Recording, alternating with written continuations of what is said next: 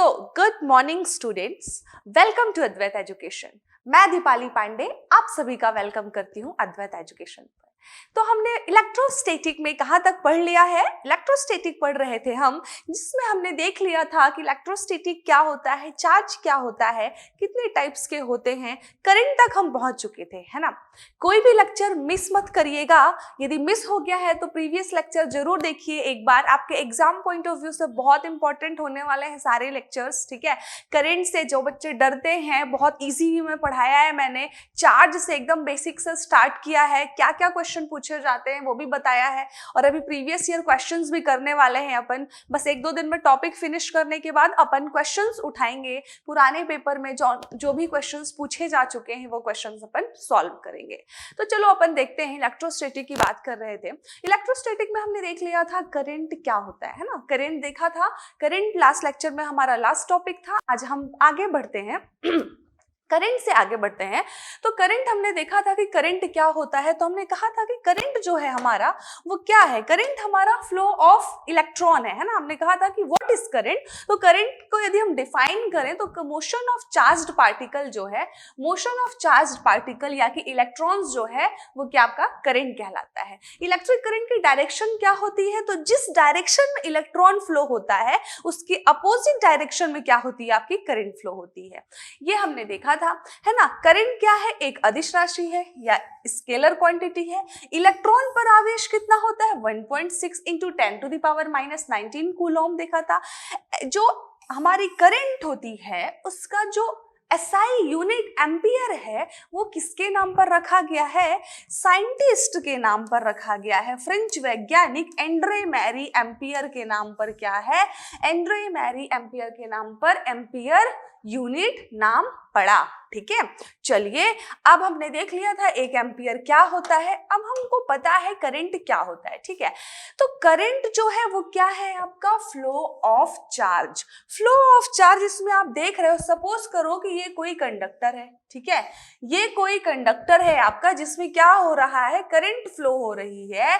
तो करंट जो है वो क्या होता है? एक्चुअल में फ्लो ऑफ चार्ज होता है। ये देखो आप लोगों को दिख रहा है कि ये क्यू है, क्यू का मीन्स क्या है? चार्ज। अब चार्ज क्या है? कुछ इस डायरेक्शन में जा रहे हैं। यदि चार्ज इस डायरेक्शन में फ्लो हो रहे हैं तो हमारी करंट क्या होती है? जब हमारे चार्ज फ्लो होना स्टार्ट कर देते हैं तो हमारी करंट फ्लो होती है, यानी कि current is equal to flow of charge. Current क्या है? करंट फ्लो ऑफ चार्ज कहलाता है। तो क्यू इस डायरेक्शन में फ्लो हो रहा है तो वो दिखा रहा है कि किसी कंडक्टर को जब आप सप्लाई देते हो, एक्साइटेड करते हो, सप्लाई देते हो, तो क्या होता है? चार्ज जो स्टैटिक चार्ज थे वो मूव करने लगे और मूवमेंट होने लगा जैसे ही चार्ज में, तो क्या हुआ? आपकी करंट फ्लो हुई। तो करंट क्लियर है। विद्युत धारा क्या होता है? विद्युत धारा की इकाई एम्पियर है, ठीक है। विद्युत धारा एक अदिश राशि है। ये सारे क्वेश्चंस क्या होते हैं आपके एग्जाम्स में पूछते हैं। चलिए, अब आगे बढ़ते हैं, देखते हैं हमने क्या क्या पढ़ लिया था। हमने पढ़ा था कि विद्युत क्षेत्र क्या है, विद्युत क्षेत्र की तीव्रता क्या है, हमने देखा था। विद्युत बल रेखाएं क्या है, इलेक्ट्रिक फील्ड लाइंस क्या है, ये भी हमने देखा था। हमने देखा था कि विद्युत क्षेत्र का मतलब होता है कि यदि कोई भी दो चार्ज, यदि सपोज करो आपका दो चार्ज है पॉजिटिव नेगेटिव, ये पॉजिटिव नेगेटिव जो चार्ज पार्टिकल हैं ये कितनी दूरी तक अपना फोर्स फील करते हैं, है ना, वही पूरा जो क्षेत्र है वो आपका क्या कहलाता है? एक विद्युत क्षेत्र कहलाता है, इलेक्ट्रिक फील्ड कहलाता है। और इलेक्ट्रिक फील्ड का pictorial representation through the line, line के थ्रू रिप्रेजेंट करना ही आपका क्या कहलाता है? इलेक्ट्रिक फील्ड लाइंस कहलाता है। यानी कि इलेक्ट्रिक फील्ड लाइंस क्या है? जब हम इलेक्ट्रिक फील्ड को लाइंस के थ्रू रिप्रेजेंट कर देते हैं तो इलेक्ट्रिक फील्ड लाइंस कहलाता है। अब ये इलेक्ट्रिक फील्ड लाइंस हम ऐसा बनाते हैं, आपने देखा है पहले के भी हमने पिक्चर्स में देखे हैं इलेक्ट्रिक फील्ड लाइंस, आगे पीछे दिखाया है हमने, है ना। ये इलेक्ट्रिक फील्ड लाइंस है। तो इलेक्ट्रिक फील्ड लाइंस जो बनी होती हैं हमारी, वो उनकी प्रॉपर्टीज क्या है, वो एक्चुअल में कैसे चलती है। देखो पहले ही दिन सबसे पहले जब हमने स्टार्ट किया था तो ऐसा कुछ बना हुआ है, प्लस से माइनस की तरफ हमारी क्या चल रही है, इलेक्ट्रिक फील्ड लाइंस चल रही है। तो हमने देखा था कि ये हमारी इलेक्ट्रिक फील्ड ऐसा कुछ बना होता है, हमेशा प्लस से माइनस की ओर ही बना होता है। अब ये सब इसकी प्रॉपर्टीज क्या है, आइए देखते हैं। इससे भी क्वेश्चन बनता है कि इलेक्ट्रिक फील्ड लाइंस की जो प्रॉपर्टीज हैं वो क्या क्या है, उनके मतलब एकदम बीच से क्वेश्चन बना देता है ना। तो चलो हम देखते हैं, ये हमने देख लिया था, करंट देख लिया था। इलेक्ट्रिक फील्ड लाइंस की हम प्रॉपर्टी देखते हैं। विद्युत बल रेखाओं के गुण देखते हैं अपन, ठीक है। विद्युत बल रेखाओं के गुण में पहला क्वालिटी क्या कह रहा है, पहली प्रॉपर्टी, विद्युत बल रेखाएं धनावेश से चलती हैं व ऋणावेश पर आकर समाप्त हो जाती हैं, पॉजिटिव चार्ज से स्टार्ट होकर नेगेटिव चार्ज पर आके खत्म हो जाती हैं। यस, हमको पता है कि यदि कोई चार्ज ये प्लस है और ये माइनस है तो इन पर बलने वाली जो विद्युत बल रेखाएं होंगी वो कैसी होंगी, प्लस से स्टार्ट होकर के माइनस पे खत्म होंगी, प्लस से स्टार्ट होकर के माइनस पे खत्म होंगी, प्लस से स्टार्ट होकर के माइनस पे खत्म होंगी, फिर से प्लस से स्टार्ट होकर के माइनस पे खत्म होती हैं। तो कई बार पूछ लेता है एग्जाम में कि जो विद्युत बल रेखाएं हैं वो क्या होती हैं, starts from the positive charge and and at the negative charge. Clear है। अगली प्रॉपर्टी देखते हैं। दूसरी प्रॉपर्टी कहता है ये रेखाएं खींची हुई लचकदार डोरी की तरह लंबाई के अनुदिश सिकुड़ने का प्रयास करती हैं। डोरी के समान सिकुड़ने का प्रयास, ऐसा समझो एक रबर की भांति रिएक्ट करती हैं। रबड़ का क्या फिनोमेना है, रबड़ को यदि आप खींचोगे तो पुनः वो अपने वास्तविक रूप में आ जाता है ना, है ना। रबड़ तो सभी ने देखा है, खींचा भी होगा। तो ऐसा समझो कि इलेक्ट्रिक फील्ड लाइन जो है एक रबड़ की तरह रिएक्ट करती है, लेकिन कब करती है, यदि वो दो उस पॉजिटिव और नेगेटिव चार्ज है तो। यदि सेम चार्ज है तो नहीं करेगी रबड़ की तरह रिएक्ट, है ना। यदि दो अपोजिट चार्ज है तो उनके बीच जो विद्युत बल रेखाएं बनेंगी वो विद्युत बल रेखाएं कैसी होंगी, वो विद्युत बल रेखाएं इन दोनों को आपस में खींचने का प्रयास करेगी। जाहिर सी बात है, दो अपोजिट चार्ज हैं तो क्या होंगे, एक दूसरे को अट्रैक्ट करेंगे, है ना। दो अपोजिट चार्ज हैं, समझ रहे होगे आप लोग, डेली लाइफ से भी रिलेट कर सकते हो। दो अपोजिट चार्ज हैं तो क्या करेंगे, एक दूसरे को अट्रैक्ट करेंगे। जब अट्रैक्ट करेंगे तो जाहिर सी बात है कि वो खींचेगी अपनी तरफ, है ना। वो खींच रहा है तो इसलिए इसको कह रहे हैं एक रबड़ की भांति क्या करता है, रिएक्ट करता है, ऐसा।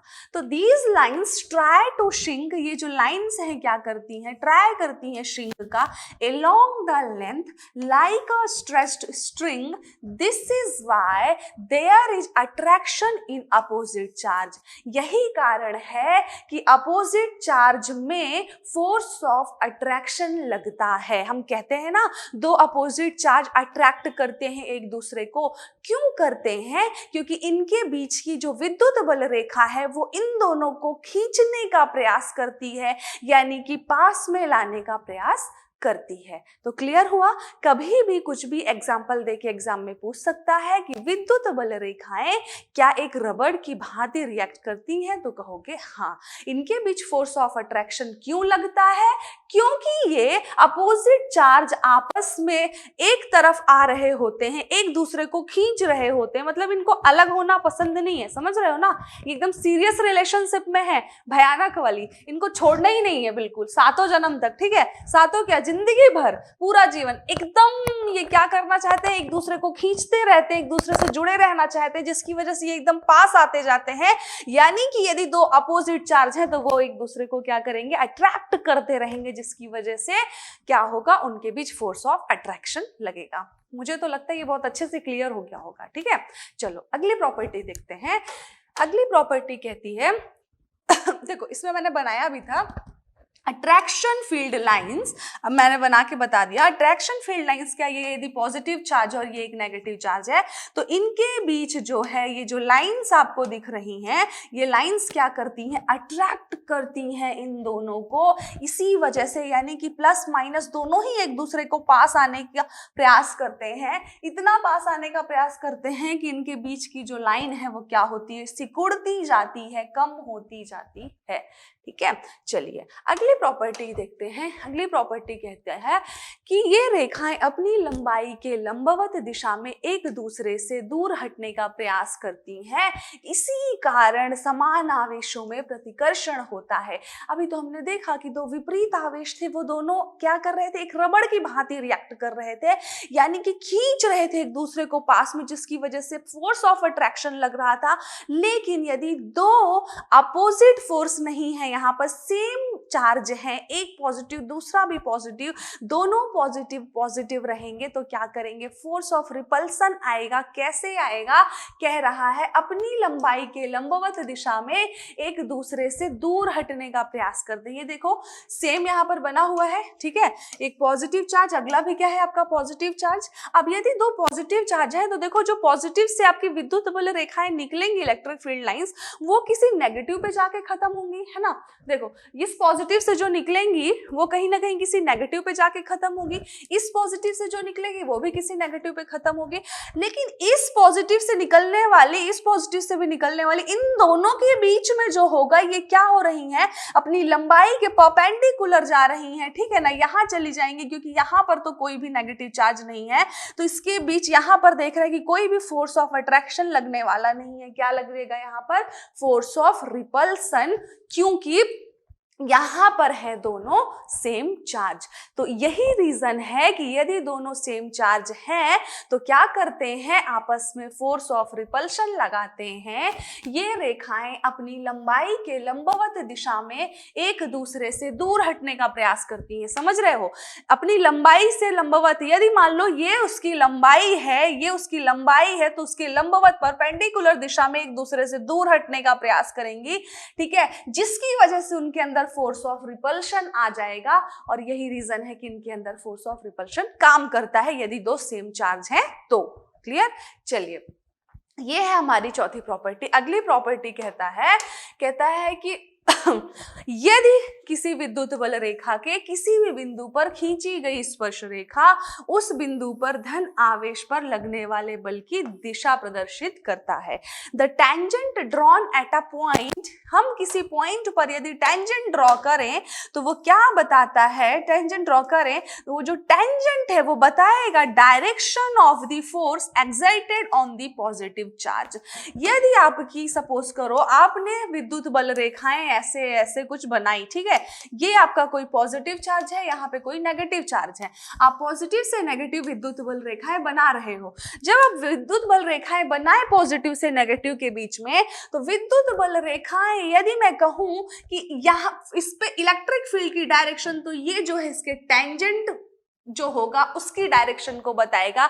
यानी कि जो इलेक्ट्रिक फील्ड की लाइंस जा रही हैं, इस पर यदि आपको डायरेक्शन बताना है तो किसी भी पॉइंट पे आप टेंजेंट जो खींचोगे ना वही होगा उसकी डायरेक्शन। किसी भी पॉइंट पे आप एक टेंजेंट खींच दो वही बताएगा डायरेक्शन को। यानी कि जो टेंजेंट ड्रॉ कर रहे हो, हिंदी में कहें तो स्पर्शज्या जो ड्रॉ कर रहे हो, वो क्या बताता है, the tangent drawn at a point of the force line represent the direction of the force exerted on the positive charge at that point। ये पॉजिटिव चार्ज किस दिशा में बल लगा रहा है ये बताने के लिए जब आप उस पर टेंजेंट ड्रॉ करते हो, स्पर्शज्या ड्रॉ करते हो, तो वो डायरेक्शन बता पाता है ना। ये पॉजिटिव चार्ज किस दिशा में बल लगा रहा है, ऐसा हम नहीं कहेंगे कि अच्छा ये तो हमने डायरेक्शन बना दी, यही वाले डायरेक्शन नहीं। जिस दिशा में हम उसकी स्पर्शज्या ड्रॉ करेंगे, टेंजेंट ड्रॉ करेंगे, टेंजेंट तो समझते हो ना कि यदि कोई भी हमने खूब पढ़ा है वृत्त में, ठीक है, यदि कोई भी वृत्त है उस पर कोई पॉइंट लिया और उस पर हमने क्या खींच दिया, स्पर्शज्या, उसको स्पर्श करती हुई जाती हुई रेखा ही क्या होती है, उसकी स्पर्शज्या होती है। तो टेंजेंट हमने खींच दिया, टेंजेंट की डायरेक्शन ही क्या होगी, लगने वाले फोर्स की डायरेक्शन बताएगा। ये भी एग्जाम में पूछता है कि लगने वाला फोर्स का डायरेक्शन क्या होगा, तो जो टेंजेंट का डायरेक्शन होगा। क्लियर, ना कि जो इलेक्ट्रिक फील्ड की लाइंस का डायरेक्शन होगा। चलिए अब एक चीज तो हमने ये भी देख लिया कि जब हम स्पर्शज्या खींचते, टेंजेंट खींचते हैं, तो हमारा क्या होता है कि एक ही डायरेक्शन में स्पर्शज्या खींचती जाती है। ऐसा नहीं है कि इसमें इधर डायरेक्शन है और इसमें इधर डायरेक्शन, नहीं ऐसा नहीं है। कैसा है, तो ये सब एक ही डायरेक्शन में है। चलिए अगली प्रॉपर्टी देखते हैं। अगली प्रॉपर्टी कहता है कि कभी भी दो बल रेखाएं एक दूसरे को नहीं काट सकती। Never intersect the two lines, जो दो लाइन है कैन नेवर बी इंटरसेक्ट। क्यों भाई, क्योंकि अभी अभी हमने देखा है, यदि आपने दो लाइन बनाई, ठीक है, कि ये विद्युत बल रेखा है कि ये विद्युत बल रेखा है, ये दोनों बनाई आपने और इन दोनों को क्या करवा दिया, सपोज करो कि कट कर दी, दोनों कट करी, तो ये जो पॉइंट मिला, अभी अभी हमने देखा है कि स्पर्शज्या जो होता है एक ही डायरेक्शन देता है, लेकिन अभी हमने देखा कि यहाँ पर तो हम दो डायरेक्शन मिल गई हमें, ठीक है, फील्ड की यहाँ पर हमारे फोर्स की दो डायरेक्शन, एक वो डायरेक्शन एक ये डायरेक्शन, जो कि पॉसिबल ही नहीं है। पॉसिबल है कि एक ही डायरेक्शन में लगेगा बल। अभी हमने देखा था कि इस बिंदु पर जब हम कोई स्पर्शज्या खींचते हैं, तो जब स्पर्शज्या खींचते हैं तो ये जो स्पर्शज्या है यही क्या होती है, हमें पॉजिटिव चार्ज द्वारा लगने वाले बल की दिशा बताती है। तो ये पॉसिबल नहीं है कि ये दो दिशा में बल लगेगा, पहले भी बोला, लेकिन यदि ये दोनों इंटरसेक्ट कर देंगी तो डायरेक्शन कितनी हो जाएगी, आप देख रहे हो, दो हो जाएगी। इसीलिए two lines can never intersect, यानी कि पूछेगा एग्जाम में, क्या विद्युत बल रेखाएं एक दूसरे को प्रतिच्छेद करती हैं, तो आप कहोगे बिल्कुल भी नहीं, नहीं करती हैं। ठीक है, क्लियर हुआ। इतनी प्रॉपर्टी है किसकी, विद्युत बल रेखाओं की। इसके बाद आता है ओम्स लॉ। ओम का नियम क्या है, देखो विद्युत बल रेखाएं देख लिया, विद्युत बल रेखाओं की प्रॉपर्टी को बहुत अच्छे से एक्सप्लेन किया है। प्रॉपर्टीज से क्वेश्चन बन जाता है, तो आप प्रॉपर्टीज को समझोगे, जो डाउट हो कमेंट सेक्शन में बताना मुझे, उस समझोगे और उससे आपके क्वेश्चन सॉल्व हो जाएंगे। अभी अपन जब क्वेश्चंस लेके आएंगे ना, तब आप देखोगे कि कैसे एकदम इजी वे में सॉल्व हो गया। ठीक है, चलो देखते हैं ओम्स लॉ क्या होता है। ओम का नियम क्या है ना। ओम का नियम, A basic law regarding flow of current was discovered by G.S. ओम ने 1828 में एक नियम दिया था। Imagine a conductor through which a current is flowing, यदि बह रही है तो जो वोल्टेज डिफरेंस है वो क्या होता है, प्रोपोर्शनल होता है करंट के। 1828 में G.S. ओम द्वारा नियम दिया गया कि धारा के प्रवाह के संबंध में उन्होंने एक नया नियम बनाया, बुनियादी नियम बनाया कहना चाहिए, कि एक कंडक्टर की कल्पना करें जिसके माध्यम से विद्युत धारा बह रही है, तो वह जो है उसके सिरों पर जो आरोपित आपका विभवांतर है उसके प्रोपोर्शनल होता है।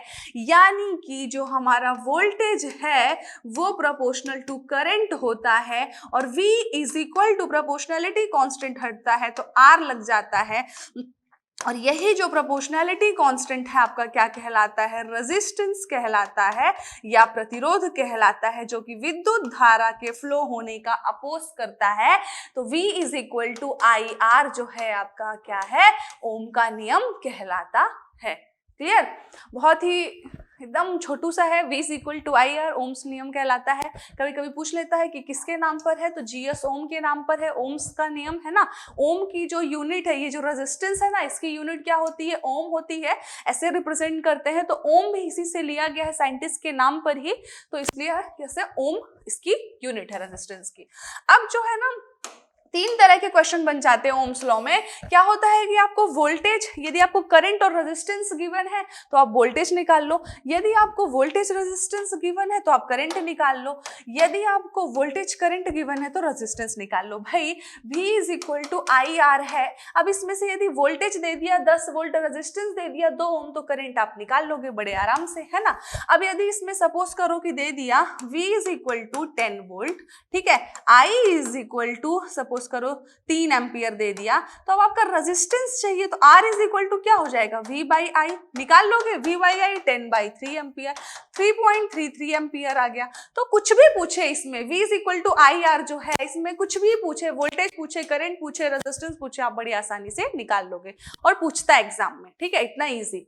चलिए, तो नेक्स्ट लेक्चर में मिलते हैं कुछ आगे के टॉपिक्स के साथ। तब तक के लिए बढ़िया से पढ़ते रहिए, मस्त रहिए। Thank you class, all the best.